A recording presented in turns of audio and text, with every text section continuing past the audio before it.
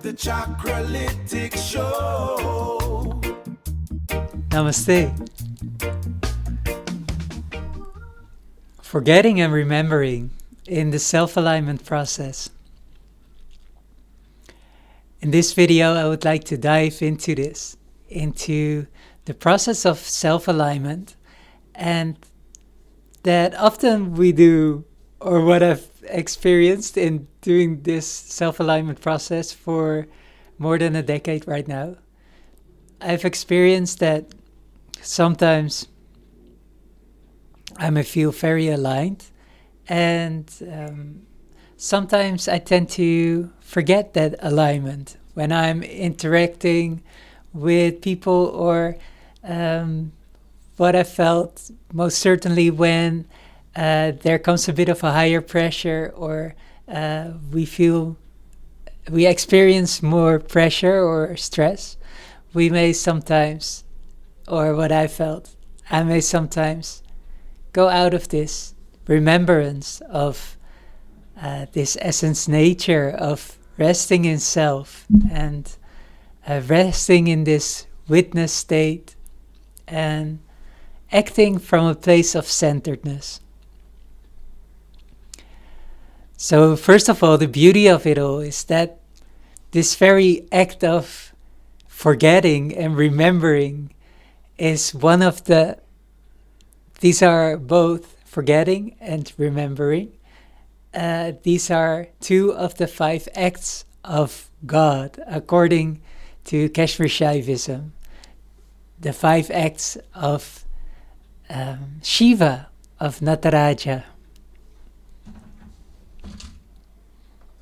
You can see here. It's Nataraja, the Lord of Dance. Shiva is the Lord of Dance. And the Lord of Dance performs these 5 acts. The act of creation, the act of maintenance, the act of destruction, the act of revelation or remembrance, and the act of occlusion or forgetting. So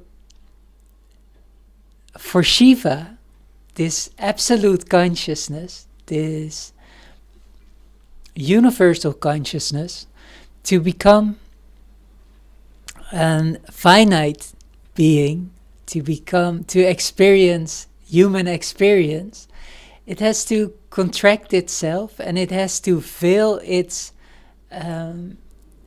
true nature in order for the human, for Shiva in a human form, to experience human experience. So it forgets its true nature, its essence nature. And it does this out of its own free will, to experience diversity, to experience life, to experience itself from all these different perspectives. So it's a natural act of our essence nature, forgetfulness as well. So when we're going on this self-alignment, in this self-alignment process, and we're going through a spiritual awakening, and we're expanding ourselves, we've received the grace of Shiva for this, what is called Shaktipat. By the grace of the divine, we are expanding ourselves, and Shiva is revealing itself again. It is revealing its essence nature, its nature as universal consciousness, as consciousness bliss, as oneness. But in this process of remembrance, so it is remembering again its essence nature. But in this process, we can experience this remembrance. And this can come about in, for example, when we practice meditation and we sit in meditation, and we can experience these momentary experiences of universal consciousness, of God consciousness, I will call it, God consciousness. And this spaciousness. But when we go, so we can rest in this fundamental ground of consciousness in which all these experiences arise. And when we practice or are devoted on this path, it may become easier and easier to rest in this fundamental ground of consciousness whilst living life. So we see all these kind of experiences coming up in life, and we can experience them, and we can experience these emotions and all these perceptions. At the same time, we are resting in our fundamental nature, in this ground of awareness, in God's consciousness. But often, or what I find to be the case, is that this goes, and sometimes I may be triggered by something, or by someone, as some experience, and I forget this resting in this essence nature, and I react, or I may snap, or react out of emotion, or so I found it to be the case, especially with when there is a higher, when I experience a higher pressure, or when I'm already on this overload a bit on my text, going in the limit, the red maybe a little bit. At that point, when something else happens, comes on top of it, it becomes easier to snap and to fall out of this centeredness and fall out of this resting in awareness. So I feel it's, but again, so both things. So I feel it's important for me to maintain boundaries, to set clear boundaries for myself, and to feel when I'm trying to overdo it, and the importance of resting. So that has been, for me, has been